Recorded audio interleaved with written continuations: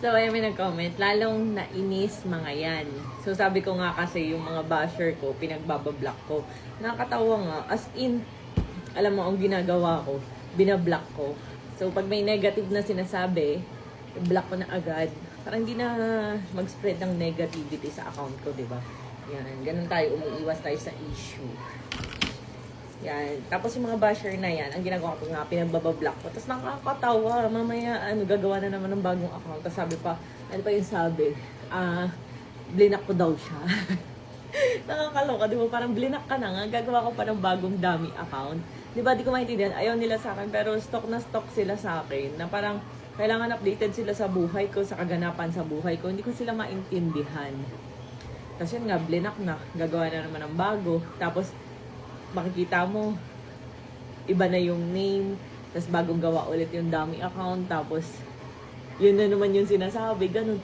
Tapos, di ba, nakakaloka, basta di ko maintindihan. Naisip ko lang, sabi ko, grabe, ganun ba ako ka-importante sa buhay nila? Like, parang hindi mabubuo yung araw nila na hindi ako pinag-uusapan, na hindi ako kinokomentan, ganun. Eh ako naman wala talaga akong pakialam sa mga bashers, as long as alam ko naman na hindi totoo yung mga pinagsasabi nila, hindi ako nagpapa-apekto.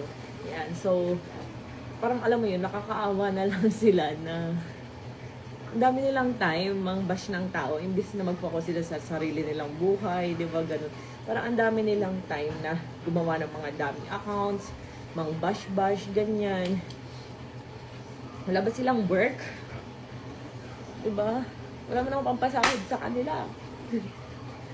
Yan. Akala ata ng mga basher, ako ay naiinis. Wala na akong, hindi na ako para maapektuhan sa mga kung ano nang sinasabi. Mga kung ano-ano. Ayan. Eh, di ang ginagawa ko nga, binablock ko para ayun, trigger na naman sila, gagawa na naman bago, gigil na naman. Ano ba naman itong mga taong to? Parang hindi pinalaki na maayos ng magulang. Ayan, so mag-lotion muna tayo. Ito yung ginagamit kong lotion, yung Rosmar Cagayan ko. Trio serum lotion. Asan yung isa? So, ayan. Tatlo kasi yan. Pag bumili ka, buy one, take two na. Tatlong magkakaibang lotion. Lagay ko sa caption kung paano siya i-check out. Ito guys, talagang puputi ka dito. Ayan. SPF 70 PA+++++, plus 20 times intense whitening. Pwede sa mga bagets, buntis at lactating. Yes, 399 pesos mo, tatlong magkakaibang lotion na yan. Ayan, kaya ma-advise ko sa mga bashers ko, ayan, mag-focus kayo sa sarili nyong buhay para umangat sa life. Ako, busy ako sa opening ng mga store ko, tapos ngayon, meron naman kami pinaplano ng aking asawa, new branch. Secret ko na kung saan. Ayan, bagong branch. Alam mo yung parang focus kami sa growth, sa business, sa development, ganyan. Pero hindi ko maintindihan yung ibang tao. Bakit focus kayo sa akin? Di ba parang ayaw niyo sa akin, pero totok na totok kayo sa buhay ko. Tapos, parang hindi mabubuo yung araw niya, hindi niya nakikita yung magandang pagmumukha ko. Ayan, di ba? Saka kahit anong sabihin niyo, hindi naman ako para maapektuhan. Kasi as long as masaya ako sa buhay, panatag ako, may peace of mind, nabibili yung mga gusto ko, nakakain yung mga gusto ko, napupuntahan yung mga gusto ko. As long as ganun, kasama ko pamilya ko, andyan yung mga anak ko, lumalaki ng maayos, nasusubaybayan ko, meron akong masayang pamilya. Bakit ako magpapapit ko sa mga basher na malulungkot ang life? Ayan, kaya lang naman yung mga ganyan na nagtatago sa dummy account at walang ginawa kundi mang-bash kasi malulungkot ang kanilang buhay. So, naiintindihan ko naman kayo. Sa totoo lang, di ako naiinis. Naawang ako sa inyo eh. Kasi parang ang sasama ng mga bagay na lumalabas sa bibig nyo. Try nyo kaya maging mabuti. Baka gumanda yung flow ng blessing sa buhay nyo. Kasi minsan kaya talagang lalo kayong dinadown or lalo kayong hindi umaangat sa buhay, hindi gumaganda yung lifestyle nyo.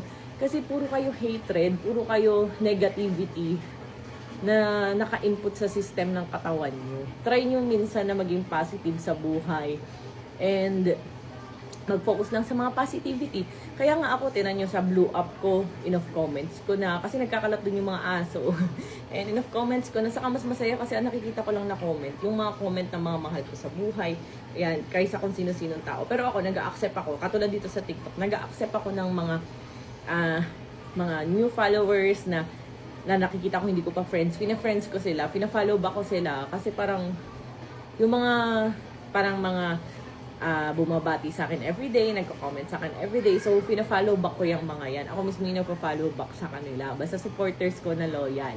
Yung mga bashers, binablock ko na yan kasi umiiwas nga ako sa issue. Hindi ko alam bakit kayo panay bash, bakit kayo panay comment sa akin. 'Di ba? Hindi ko alam kung bakit kayo panay comment sa akin. Kung masaya kayo sa buhay nyo, dapat hindi nyo ginagawa yan. Dapat hindi nyo ginagawa mambash ng ibang tao. Ganun. Kasi ako talagang, kung mapapansin nyo, lagi lang ako sa bahay. Umiiwas na ako sa mga ibang tao. Di ba nga sabi ko nga, umiiwas ako sa mga kaplastikan, mga ganun. So ay nagpo-focus lang ako sa family, sa goal ko sa buhay, this 2025. Sana kayo rin. Kasi wala akong pampapasahod sa inyo. And hindi aangat ang buhay nyo kung nakafocus kayo sa buhay ng ibang tao. So ayun, spread love lang. And hindi ako magsasawa mang-block ng mga basher. Ayan, gumawa na kayo ng gumawa ng account. Ubusin yung oras nyo, mang-bash sa akin, gumawa ng bagong account. Ayan, kung dyan kayo masaya, go.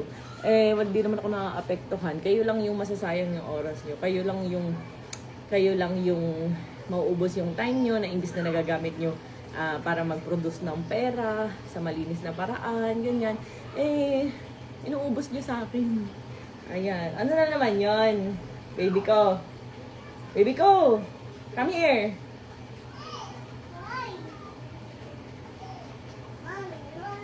Why? Mommy, why? You want to go shopping? Yeah. Where? Baba. Labas? Yeah. Tignan niyo yung kulay ko, guys. Ma-pink-pink. Sinat-nat, napakaputi. Mommy, this is for me?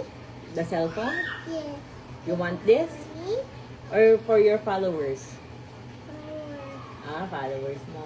Mommy, this is for me? Okay. Mommy, okay.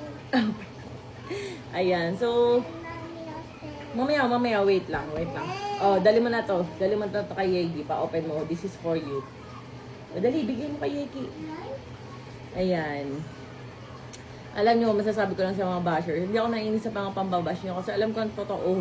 Alam ko kung gaano ako kasaya ngayon, kung gaano ka-peaceful ang aking life. So, hindi ko kailangan magpa-apekto sa inyo. And alam nyo, bang binablock ko kayo, di ang hahaba ng comment. Makikita mo, pinagbablock ko na, tapos mamaya meron another sets na naman, nahalata mo isang tao, parang ganun yung mga pinagsasabi, pare-parehas. Yan, tapos ang ginagawa ko, binablock ko, tawa kami ng tawa nung kasama ko kahapon, kakabasa, sabi ko, ala, grabe, trigger na trigger yung mga basher, gigil na gigil sila. Alam nyo, iba kasi mindset ko, the more na nakikita ko na trigger yung mga bashers, gigil na gigil, parang mas lalo ko natatawa, na sabi ko, ay grabe, nakakaawa naman sila, parang sobrang apektado sila. Kasi kung hindi kayo, katulad ako, kapag wala nang pakialam ang isang tao sa isang bagay, or sa isang tao, or sa issue, dapat, parang hindi kayo apektado, tawanan nyo lang, no? Ganun lang. Kaya nga nakakaloka kayo. Ayan, bala kayo sa buhay nyo. Sana mag-enjoy kayo sa life, and sana mag-focus kayo sa sarili nyong buhay para umangat ang life. Focus lang sa goal, hindi sa buhay ko, ganun.